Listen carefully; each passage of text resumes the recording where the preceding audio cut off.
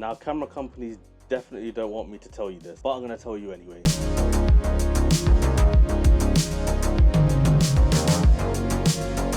You do not need all the equipment that you have. That's right, I'm going to repeat it again. You do not need all that equipment that you have right now. And well, unless you're a simplistic person like myself, if you go on my Instagram now, IAmJadoreTV, you can see on my page all the content that I take, videos, photos. I literally 90% use one lens, maybe two, that I've recently got. This bad boy right here, this is the 135 EF.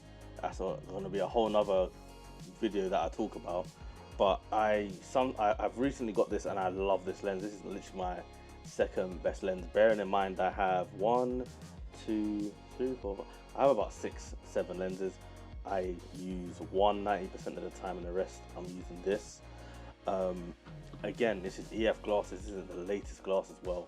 I'm filming with my R6 and the 24-70, which is the lens I use 90% of the time. You don't need all that glass and all the equipment and all this and that, especially as I'm a natural light photographer anyway.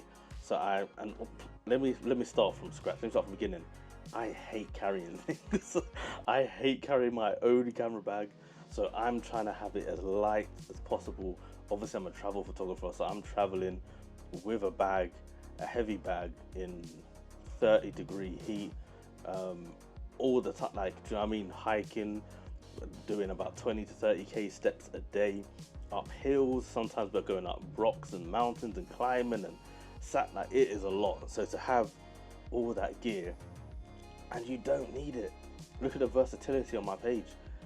You definitely do not need it. And it's the quality of the glass. So if you find your style, your niche, or whatever it is that you wanna shoot, really think about the compositions you're gonna need, what kind of focal lengths that you kind of use all the time. Maybe you might have like a couple of primes that you use. In my case, I have a 24-70 and 1 prime. I found that the 80 wasn't far enough, because obviously I'm big open spaces, so the 135 works perfectly mixed with the 24-70. But the quality of glass is immense, especially the expensive.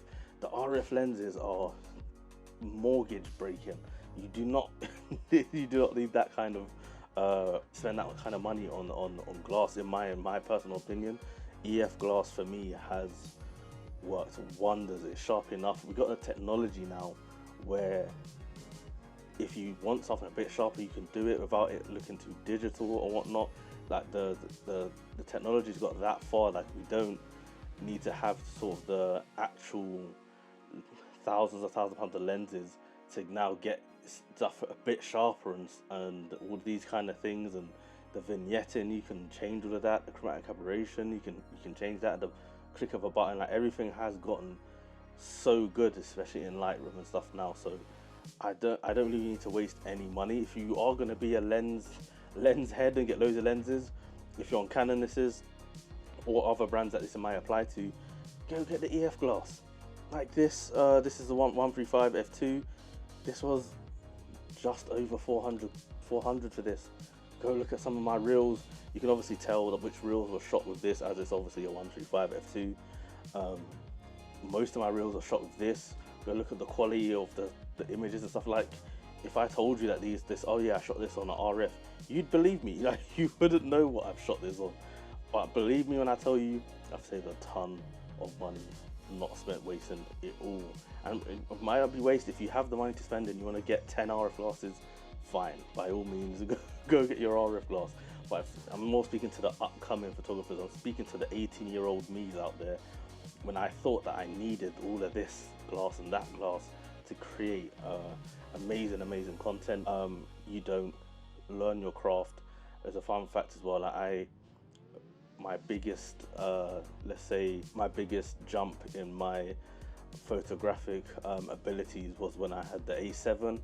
I had a manual focus 35mm lens. That's all I had. That's all that my money could buy me. I couldn't get the autofocus version, the Sigmas.